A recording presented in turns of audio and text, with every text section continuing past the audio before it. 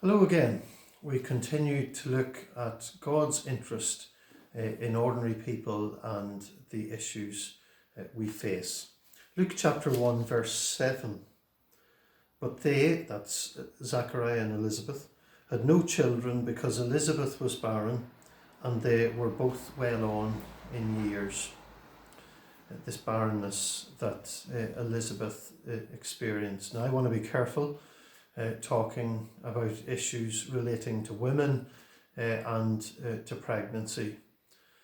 But certainly to acknowledge, and I remember a conversation with one lady just saying to me, she just felt so created that her whole body was created for pregnancy and for child, producing a child, and just the strength of that.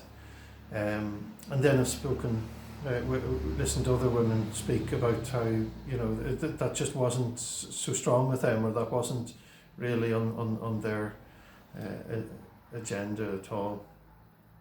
And for many women, there are different experiences, obviously, of pregnancy, and many, of course, who know the deep pain and suffering of miscarriage and of loss in different ways, and just to acknowledge that for Elizabeth there was a particular cultural shame by not being able to have children, and that just her society made that very difficult for her.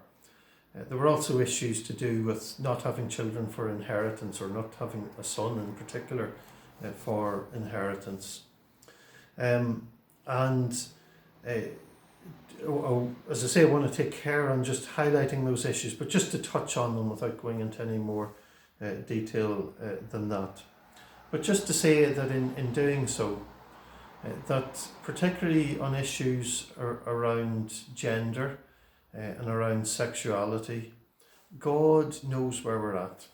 God knows who we are. God knows who we are in our inner being, and how we feel about ourselves, and how we feel about life, and these related issues. And this is the tender God who comes into our tenderness. This is God who is coming in Advent. This is God who we look to, who is coming in the flesh in Jesus Christ. And this is God who is with us now.